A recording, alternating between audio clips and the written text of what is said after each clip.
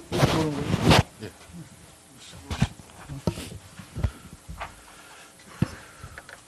제일모직과 삼성물산의 그 합병은 삼성그룹 이재용 부회장이 지배하는 제일모직과 삼성물산의 합병을 통해서 삼성물산이 가지고 있는 삼성전자 주식을 취득하게 되고 이렇게 함으로써 이재용의 삼성전자 지배권을 강화시키고 궁극적으로는 상속세를 회피 내지 절세하는 것이 이 본질이라고 이렇게 보여집니다.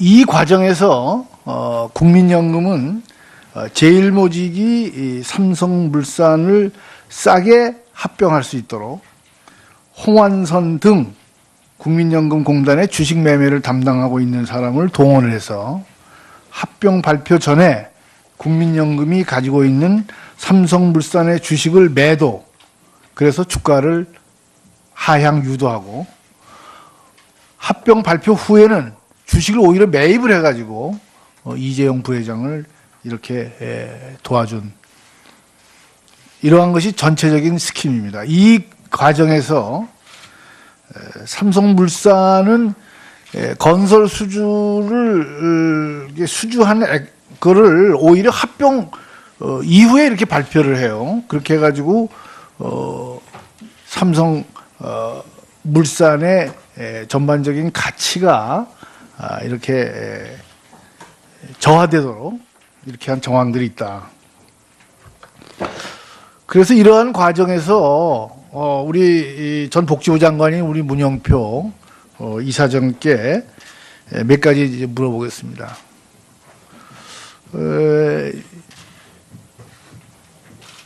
밖에서는 당시 최경환 전 경제부총리 그리고 이 최광 전 이사장 이런 분들이 그러니까 복지부 장관 시절이니까 이 제일모직과 삼성물산의 합병에 대해서 논의를 하셨죠? 논의한 적 없습니다. 네? 논의한 적은 없습니다. 예. 그러면은 문영표 이사장이 그 당시에 가장 핵심적인 지위에 있었던 거 아니에요? 국민연금을 대표해서. 국민연금이라는 게 뭡니까? 국민의 자산을 잘 관리를 해서, 국민이 맡기신 자산을 잘 관리해서 연금이 잘 지급되도록 이렇게 하는 거 아니에요? 예, 뭐 의원님 지적이 맞습니다. 다만 아니 근데 그러면 그런 부분들을 그건 논의 안 했다는 거는 그거는 상식이 어긋나지 않아요? 논의하셨겠죠. 근데 아까 뭐 지시는 없었다. 뭐 그렇게 얘기는 할 수 있겠지만은 아니 그렇지 않습니다. 네? 잠깐 설명을 드리면은 그 개별 투자에 관한 건은 기금운용본부가 전담을 하게 되어 있습니다. 그래서 이사장이나 또는 보건복지부 장관이라고 해도 거기에는 개입할 수가 없게 되어 있습니다. 아니 그러면 홍완선 그 당시에 기금운용 이사는 지금 이재용 그 삼성 부회장을 만나셨다고 그랬는데 그러면 그거 한 다음에 그 무슨 얘기를 오가는지 이런 거 보고도 안 합니까? 예, 저도 홍완선 본부장이 이재용 부회장을 만났다는 것은 사후에 보고를 받았고요. 사후에. 예. 네, 그것은 뭐 국회에서 그것이 지적되면서 알게 되었고요. 그리고 거기에 관해서는 일상적인 업무 차원에서 면담을 한 것으로 보고받았습니다. 그래요. 그러면은 제일모직과 삼성물산의 합병 비율은 1대 0.35로 했죠. 네, 그렇습니다. 그래서 이렇게 하면서 이재용 부회장이 경영권 승계가 용이하도록 이렇게 저평가를 해줬단 말이죠. 삼성물산 주식을. 그건 동의하십니까?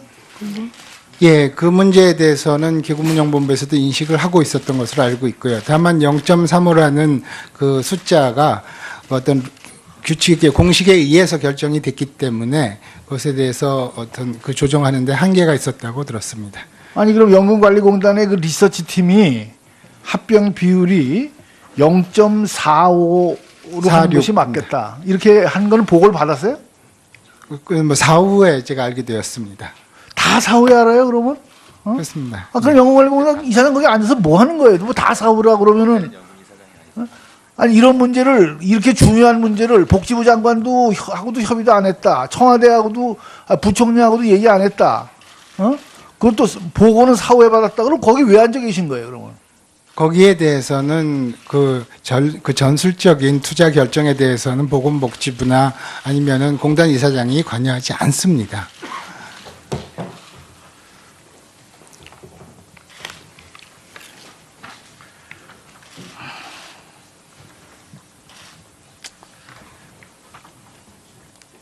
복지부 장관 시절에 그 보도에 의하면은 청와대의 뜻을 거론하면서 합병 찬성을 종용했다. 이런 얘기가 있는데 이것도 사실이 아니다. 예, 그런 보도를 보고 저희가 해명 자료도 냈습니다만은 전혀 그런 사실이 없습니다. 제가 그 전문위원회 위원 한 분 제가 아시는 분께 제가 전화를 드렸던 것은 투자 결정이 확정된 이후에 전화를 드렸고요. 거기서 문제 제기를 한다는 것에 대해서 좀 상황 파악을 하기 위해서 전화를 드렸던 것 뿐입니다. 그러면 다 사후에 알고 아무것도 몰랐다. 정말 이렇게 나오시는 겁니까? 아니, 그렇지 않습니다. 그거는 뭐 보고를 받지 않습니다. 자, 그러면 법무부 차관한테 한번 물어보겠습니다. 그 검찰이 삼성과 국민연금공단에 대해서 압수수색했죠? 그렇습니다. 그러면은 그 압수수색 결과로 제3자 뇌물 혐의를 그 입증할 만한 그러한 그 자료가 나왔어요? 현재 지금 수사를 진행하고 있습니다. 수사를 진행하고 있다. 그러니까 수사 진행이니까 얘기하지 못하겠다 그런 얘기입니까? 그렇다기보다도 아직 수사가 완결되지 않은 상태라서 이 상태에서 결론을 미리 말씀드리기는 어렵다는 그런 취지입니다. 그러면은 그 수사 상황에 대해서 지금 문영표 이사장이 말씀하신 거를 철저히 수사를 하고 또 이 부분은 어차피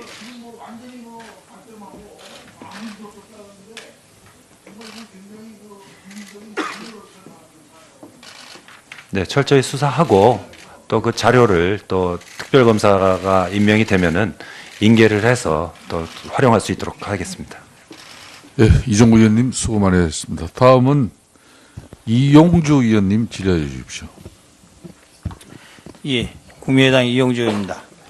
예, 법무부 차관님, 예, 지금 장관님을 대신해서 나와서 답변을 하고 계신 거죠? 그래서 지금 장관이 공석이라서 제가 직무대행입니다. 그렇습니다. 예. 예. 어제 대통령의 대국민 담화 들었죠? 예, 봤습니다. 예. 대통령께서 이번 수사 결과에 대해서 이렇게 정리를 하셨습니다. 본인은 단 한순간도 사익을 추구하지 않았고 작은 사심도 품지 않고 살아왔다. 지금 벌어진 여러 문제들은 국가를 위한 공적인 사업이라 믿고 추진했던 일이다. 라고 말씀하셨습니다. 차관님, 이 의견에 동의하십니까? 제가 대통령께서 말씀하신 부분에 대해서 구분 그 단락별로 제가 의견을 말씀드리는 건 적절치는 않고요. 다만 이 사건에 있어서는 모든 의혹에 대해서 철저히 진상이 규명이 되도록 검찰에서 최선을 다할 것이라는 말씀을 드리겠습니다. 예. 예, 최순실 오늘 업무 보고에 나온 부분 찾아보면은 현대자동차 관련해서 KD 코퍼레이션 관련한 11억 원 상당 납품 관련, 그리고 플레이그라운드 관련한 71억 원 상당 광고 수주 관련, 이런 부분들은 어떠한 명목을 찾아보더라도 국가를 위한 공적인 사업이라고 볼 수 있는 여지가 단 한 군데도 없는 거죠. 어떻습니까? 네, 지금 말씀하셨던 부분을 포함해서 지난번에 최순실 안종범을 기소할 때 공소장에 공범으로 공모관계가 인정되는 것으로 설치된 혐의가 7개 있는 것으로 알고 있습니다. 예. 자, 어제 담화 내용에 이런 부분 나옵니다. 대통령이 여야 정치권이 논의하여 국정 혼란과 공백을 최소화하고 안정되게 정권을 이양하는 방법을 만들어 주시면은 대통령직에서 물러나겠다, 이런 말씀하셨습니다. 알고 계시죠? 예, 봤습니다. 안정되게 정권을 이양하는 방법을 만들어 달라, 이 말이 사후에 법적인 처벌을 면해달라, 즉 명예훼손 퇴진, 사후 보장해달라는 말로 보이는데 어떻게 생각하십니까? 제가 답변 드릴 사항은 아니라고 생각을 합니다. 만일 대통령이 사후회를 보장해달라는 취지로 이런 내용에 담화를 했다면은 이는 매우 부적절한 담화일 뿐만 아니라 주요 정치인이 명예훼손 퇴진 사후 보장 이런 언급을 하고 있는데 그것은 현재의 미래의 대통령이 할 수 있는 부분이지 현재 대통령이 그것을 반성하지 않은 자세에서 본인에 대한 처벌 면제해달라 적절치 않죠. 지금 나라가 굉장히 혼란한 상황인데 국정을 안정시키기 위한 구체적인 방법을 논의하는 것은 여야 간의 정치권에서 논의하실 사항이라고 생각을 하고 저희 법무검찰에서는 어쨌든 이 사건의 진상이 철저히 규명되도록 최선을 다해서 수사를 하도록 하겠습니다. 자, 차관님. 헌법 71조에 따르면 대통령이 거리다거나 사고로 인한 직무 수행할 수 없을 때는 국무총리 법률이 정한 순서로 대행한다고 되어 있습니다.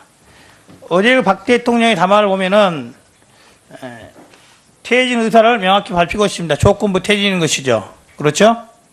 그렇습니까? 예, 뭐 어제 발표 내용이 있었습니다. 그렇다고 한다면은 대통령이 공식적으로 사임 의사를 조건부로 밝혔다고 한다면은 이는 헌법 71조에 따른 고리 상황은 아니지만은 사고로 볼 수 있지 않겠습니까? 그 사고의 의미를 어떻게 볼 것이냐에 대해서 지난번부터 좀 논의가 있어 왔었는데 그 사람에 따라 조금씩 견해가 다른 것으로 파악이 됐었습니다. 자, 제가 묻는 이유는 요즘 이겁니다. 대통령께서 발표하기 하루 전에 경찰의 고위 간부에다 인사를 단행하셨어요. 그래 알고 있죠? 예, 보도를 자, 봤습니다. 지금처럼 조건부이지만 퇴진 의사를 밝힌 대통령이 이후로도 이와 같은 인사를 하는 게 헌법적으로 용납이 됩니까? 그 부분은 제가 답변 드릴 사항은 아닌 것 같습니다. 아니죠. 예. 법무부 장관이 대통령의 법률적 보좌를 하는 거 아니겠습니까? 향후 이러한 인사가 있을 경우에는 법무부 장관, 즉 차관이 그에 대한 법률적 당부에 대해서 견해를 밝혀야 되는 겁니다.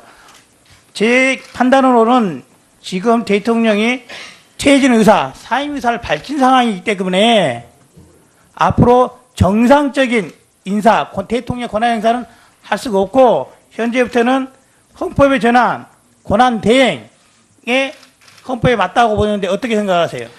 아까도 말씀드렸습니다마는 대통령께서 어느 정도의 권한을 행사할 것인지 또 어느 정도로 자제를 하실 것인지 또 어떻게 해서 혼란을 빨리 수습할 것인지 이런 부분은 여야 간에 협의해서 또 방안을 찾는 것이 맞다고 생각을 하고 저희는 하여튼 이 사건에 국민들의 의혹이 풀려지도록 최선을 다해서 수사하겠다는 말씀을 드리겠습니다. 자, 차관님께 지금 법무부 장관을 대행하고 계시죠? 그렇습니다. 예. 현재 대행을 하지만 국무위원의 자격이 있지는 않죠. 예, 국무회의에는 제가 참석은 할 수 있습니다만은 국무위원으로서의 모든 자격을 대행할 수는 없습니다. 그렇죠. 그렇다면 대한민국에는 지금 법률적으로 대통령을 보좌할 수 있는 사람은 없는 거죠. 그렇지는 않습니다. 법무부 장관이 그 통상적인 업무에 대해서는 제가 대행을 합니다. 자, 국무위원의 자격으로 그런 견해를 밝힐 수는 없죠. 국무회의석상에서 제가 의결권은 가지고 있지 않습니다만은 허가를 얻어서 발언을 할 수는 있습니다. 자, 공식적인 법무부 장관의 자격으로 제가 묻는 겁니다. 자, 예. 어제의 대통령의 의사가 조건부 퇴진 사임 의사라고 본다면은 이게 법률적으로 유효합니까? 무효입니까? 사임 의사에 조건을 붙일 수가 있습니까? 어제 대통령께서 말씀하신 사항을 갖다가 조건부 퇴진으로 해석할지 여부도 그게 뭐 보는 분에 따라서 관점이 다를 수 있는데 그걸 저희가 여기서 단정적으로 그렇게 말씀드리긴 좀 어려울 것 같습니다. 그렇죠. 법률적으로는 조건부 퇴진 의사라고 볼 수 없는 거 맞죠? 아무튼 제가 계속 말씀드립니다만은 저희로서는 하여튼 특별 검사가 임명될 때까지 남은 의혹을 하나라도 더 해소하고 진상을 파악할 수 있도록 최선을 다하겠다는 말씀을 드립니다.